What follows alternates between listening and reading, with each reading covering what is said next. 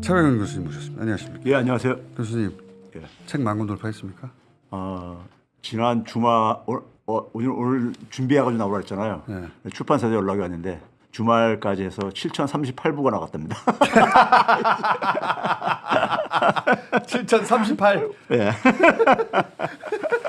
출판사 사장이 어제 아니 3,000부가 남았네. 예. 책 제목 알려주세요. 화폐 권력과 민주주의인데요. 예. 지금 대한민국 경제 알려면 이거 필독서입니다. 아니 우리 교수님이 책을 내면 최소 10,000부가 나가는데. 야, 예, 이건 뉴스공장의 자존심 문제이기도 하고. 그러니까요. 예. 책을 읽으라는 게 아니거든요. 그러게. 예. 자, 꼭들 읽어보세요. 만부 나갈 때까지 계속 얘기해야겠네. 자, 오늘 주제는 뭡니까? 지난 주말에 이제 그러니까 가계소득이 발표가 됐죠. 1분기가요. 네. 근데 제가 이제 한 달 전에 그러니까 4월 30일에 제가 뉴스공장 나와서 해설했던 게 1분기 성장률이었었어요. 네.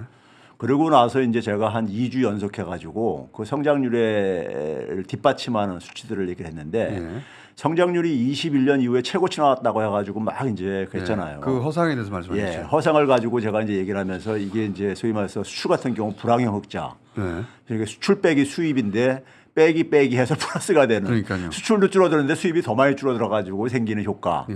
그다음에 이제 환율 효과, 환율이 크게 올라가 가지고 원화로 바꾸는 과정 속에서 예. 뻥튀김 되는 거예요. 이런 걸 얘기를 하고 있었는데 그리고 나서 제가 그 다음 주에 그럼 구체적인 이제 수치들이 뒷받침해서 나온 게 생산, 네. 소비, 설비 투자 이런 것들이 마이너스 다 행진하고 마이너스다. 있다. 그래서 예. 제가 성장률이 이게 얼마나 허상인가를 이제 제가 이제 뒷받침하는 얘기를 했잖아요. 사실상 마이너스다. 예. 근데 성장률이라는 게 뭐냐면 대한민국 국민들의 소득 증가율이에요. 예. 다른 게 아니라.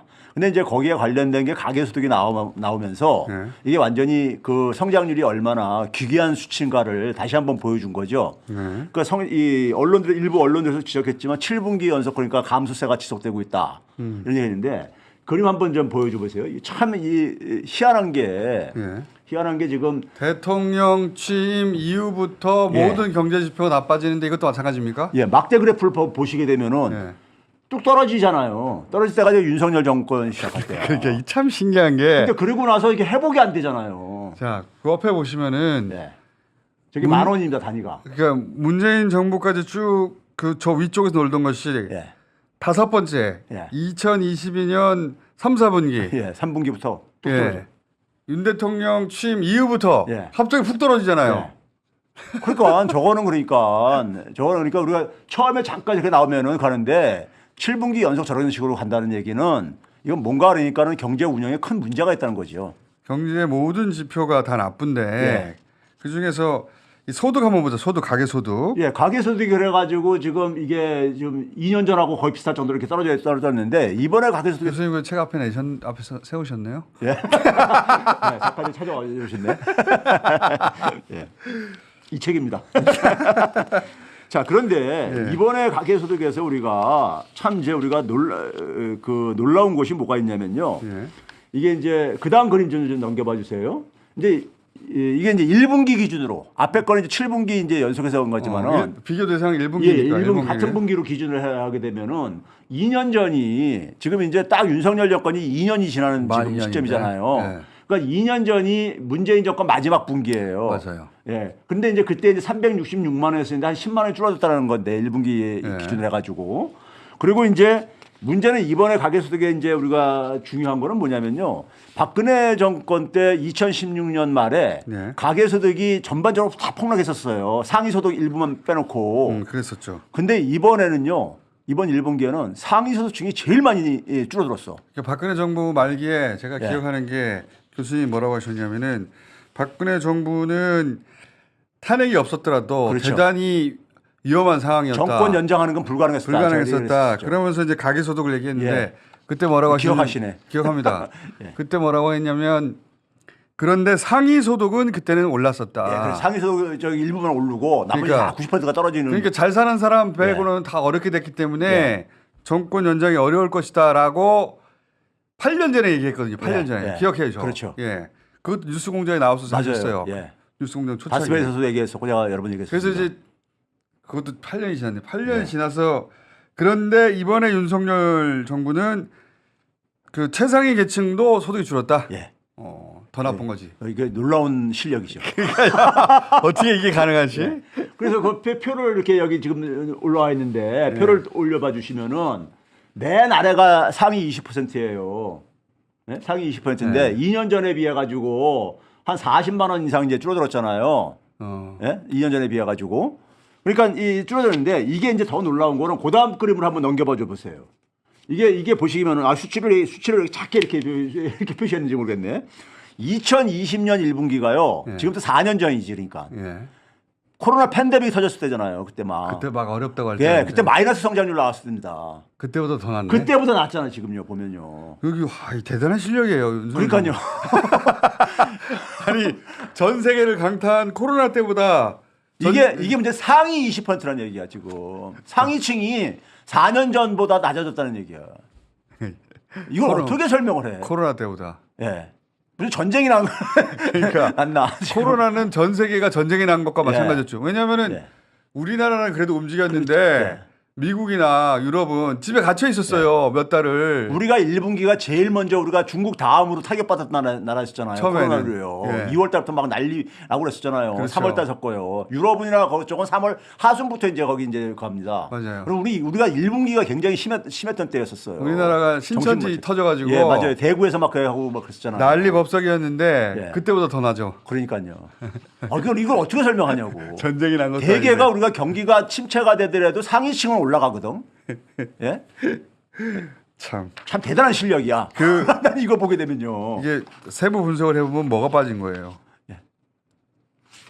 여기에 지금 이제 이게 기본적으로 그러니까 언론들이 제대로 보도를 안 해서 그런데 이게 떨어질 수밖에 없는 게. 자 이제 그다음 이제 그러다 보니까 이제 이 그림은 이제 패스합시다. 시간이 많지 않을 것 같은데 제가 지금 보니까는. 웬일 교수님이 네? 스스로 아니, 지금 자료를 패스하자고. 자 이게 이제 결국은 일자리 문제와 관련되는 그렇죠. 거잖아요. 그렇겠죠, 일자리 당연히. 문제. 그다음에 기업들의 이제 그러니까 영업 실적하고도 관련되는 거고 그렇죠. 네. 그러니까 이게 이제 지난주에 제가 시간이 없어서 못했던 건데 4월 고용 동향이 나왔죠. 고용 일자리가 나왔는데 언론에서 보도된 거를 이제 또 봐보세요. 제조업에서 취업자 지금 그러니까 크게 증가했고 다시 20만 대 명 회복됐고 제조업 증가폭이 크게 이제 최대다 하면 이렇게 이제 경제가 회복되는 것처럼. 예 이렇게 했단 말이에요. 이거 지난주 기사입니다. 예. 근데 그런데 한번 이제 딱 이제 실상을 봐보자고요. 실상 다음 자료. 예. 실상을 보게 되면 저 파란색 선이 예. 이게 1, 2, 3, 4월인데 파란색 선이 뭐냐면은 2022년 그러니까 문재인 정권 때지 딱 끝난 때. 예. 예? 그리고 이제 지금 올해 이제 1, 2, 3, 4월 달이 빨간색 숫자입니다. 예? 그러면 취업자 숫자를 보게 되면은 예. 파란색 숫자하고 빨간색 수치를 비교해 보게 되면 얼마나 많이 차이납니까? 자 위에 파란색 1월 달을 한번 봅시다. 1월 달에 114만 명이 예. 문재인 정부 시절 22년 1월 달에 마지막 1월 달이고 예, 예. 그다음에 38만 명이 이번 올해 1월 달이 38명이니까 한 70만 명 차이 나네요. 예. 근데 그게 쭉 지속됐잖아요. 예. 그렇죠? 그다음에 이제 60세 이상 비중도 봐보려고 그 밑에가. 이게 비교가 안 되네. 문재인 그러니까 정부하고 2년 전하고 딱 지금 대비가 된다니까. 비교가 안 되네. 예, 이 수치를 보게 숫자로 보게 되면요. 자, 그다음 60세 이상. 언론들이 저 절대적인 수치만 가지고 지금 숫자만 높다 그러는데 비교를 해보셔야 될 게 아니야. 그다음에 60세 이상 비중을 봐보세요. 60세 이상. 파란색 선도 50% 미치잖아. 우리 몇 번 얘기했듯이요. 문재인 정권 그러니까 때도 높아. 그때 저거 가지고 그러니까는 뭐 저 고령 일자리들 아르바이트성 일자리 만든다 막 이렇게 조선일보 이런 데서 했던 거 아니에요. 세금 써가지고 예. 노인네 일자를 단기 만든. 알바 일자리 양산한다 이렇게. 그러니까 노년층 단기 알바만 양성하는데 이게 무슨 일자리냐고 그렇게 조선일보가 공격을 했었죠. 근데 지금은 빨간색 수치를 보게 문재인 되면. 정부 시절에 2배가 넘어요. 예. 2배가. 100%가 지금 넘어섰잖아요. 60세 이상은 그리고 예? 청년층 취업자를 봐보세요. 극과 극이지. 청년층 취업자는 아예 마이너스네. 아니, 마이너스가 계속 행진하고 있죠. 근데 저 위에 수치를 보게 되면은 그래도 플러스가 지속됐었잖아요. 10만 명 이상씩 그러니까 최소한 문재인 정부 2, 30만 시절에는 명씩. 청년층 취업자 그것 가지고도 공격 많이 했는데 다 플러스였는데 마이너스고. 그래서 저기 맨 끝에 이제 가로하는 수치가 뭐냐면은 예. 청년 인구가 줄어들어서 그런 게 아니냐 이렇게 언론 보도하는 애들도 있어. 저 가로하는 수치는 뭐냐면 인구 대비야. 고용률. 고용률도 떨어졌잖아. 고용률도 문재인 때가 높잖아. 그러니까 예. 지금 한마디로 그냥 취업률도 그러니까 일자리가 이러니까 비교가 안 되는 거네. 비교가. 가게가 그러니까는 가게가 소득이 좋을 리가 없죠. 그러네요. 예. 그 다음에 이제 그러니까 우리가 이제 제조업을 보게 되면 제조업 취업자 비중도 16%가 무너졌어요. 윤석열 정권 들어와가지고 100명 중에서 16명도 그러니까 취업자인데 이걸 가지고 언론들이 실드 쳐주는 거야. 제조업에서 최대 증가했다고. 어떻게 이런 보도를 할 수 있지? 그러니까 참 그러니까 가서 계란말이 받으면서 이런 통계를 읽을 줄 안다는 얘기인데 이런 기사를 낸다는 거예요. 그렇죠. 근데 어떻게 기사를 이렇게 내지? 그다음에 시간 남으니까 요거는 넘깁시다. 네, 저기죠. 그다음에 이제 이 기업들이 이거는 그러니까 고용이라는 건 기업이 고용을 하는 거는 그러니까 대부분이 예. 고용 기업하고 관련돼 있는데 이게 이제 기업 1분기 이제 그러니까 기업들의 실적이 발표가 됐어요. 네. 1분기에. 그러니까 1분기 나오니까 이제 2년 전하고도 이것도 이제 비교가 딱 되는 거예요. 네. 그래서 언론들이 어떻게 보도했는가 봐보세요. 코스피 상장사 영업이 84%, 순이익은 92% 급증했다. 예. 이런 식으로 이제 그러니까 반도체 효과도 하면서 했는데 실상을 봐보세요. 실상을 실상. 보시게 되면은 다음. 자, 이게 보시게 되면은 22년도에 매출액이 그러니까 660조 원이었었고 24년도에 726조 원입니다. 예. 그렇죠? 근데 저월 수치에는 뭐가 이게 뭐냐면 이거는 물가 상승률을 고려 안 한 거야.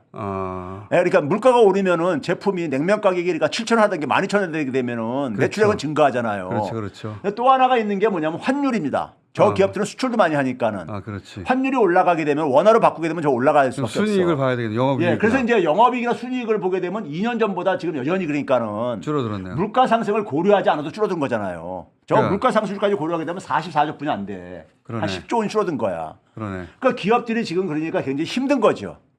힘드니까 기업들이 구조조정도 하고 지금 그러는 거죠. 근데 이게 단순 숫자로 순이익이 늘어났다고. 예. 그래서 기업들의 이런 것들이 보는 게 마지막 표에서 이제 우리가 마지막 표. 예, 마지막 표를 한번 봐보세요. 자, 우리가 이제 수출을 가지고 이렇게 얘기한다. 반도체 수출을 가지고 얘기하는데 반도체는 지난주에 한번 소개를 했어요. 제가 소개했는데 수출액을 봐보세요. 2년 전하고 비교해 보게 되면은 1월달, 3월달 1분기를 따로 뽑아내기 위해서 이제 1월달, 3월달을 했는데 수출이 97억 달러가 감소했단 말이에요. 예. 그렇죠? 근데 수입액이 밑에 빨간색 보면 232억 달러가 감소한 거야. 그러네요. 그러니까 빼기해서 플러스가 됐다는 게 바로 그렇죠. 저거예요. 그러니까요. 그렇죠. 예. 근데 4월 달까지 합하게 되면은 예. 수출은 113억 달러가 줄어들었습니다. 더 많이 줄어들었죠. 더 나쁘네. 근데 수입액도 더 많이 줄어들었어. 287억 달러가 줄어들었으니까 그래서 플러스가 더 크게 늘어났다. 더 넣는 거죠. 이런 식의 수치가 성장률에 잡히는 거야. 그러니까 실제로는 경제 전체 사이즈가 줄어들고 있는데 그러니까 국민들이 체감을 못 하는 거지. 가게나 기업은 체감이 안 되는 저 거지. 숫자 때문에 예. 착시 효과인데 예. 완전히 저걸 가지고 이제 마치 경제가 잘 되고 있는 것처럼 그렇죠. 전 국민을 속이고 있는 거 아니에요? 예. 속이는데 사기지, 사기. 속이는데 정부만 나서는 게 아니라 언론들까지. 경제지들이 그걸 도와주고 예. 있는 거 아니에요? 예. 사기를. 예. 공범이죠, 공범. 아니 그러니까 사칙 연산도 못 하는 거 봐. 빼기 플러스 되는 거를. 아이, 진짜. 그런 기사만 한번 모아봐요, 교수님. 이 언론들이 진짜 국민들이 좀 체감할 수 있게 언론들이 알 권리를 동원해서 좀 보도를 해줘야 되는데 왜 그런 사기를 치는지. 자기 자신도 그러니까 지금 월급이 지금 안 올라가서 그럴 텐데 기자들이 알 텐데 왜 이렇게 사기를 치는지. 왜 사기를 치는 걸까? 정부는 그렇다고 쳐요. 자기가 잘했다고 이 자랑하려고 그랬다고 계란말이 치면 얻어먹으려고 그러네. 그렇게 일관되게 쓰는 기자들 한번 찾아가지고 그 기사들만 한번 모아보죠. 이건 기록에 남겨야 되겠어요. 그러니까요. 기록에 남겨야 돼요. 예. 진짜 이렇게 두리뭉실하게 얘기할 게 아니라 A 기자가 있는데 A 기자는 일관되게 이렇게 하고 있다. 왜 그럴까? 한번 찾아보죠. 그래서 이건 역사 속에서 책임을 물어야 돼요. 최백은 교수였습니다. 예, 감사합니다. 감사합니다.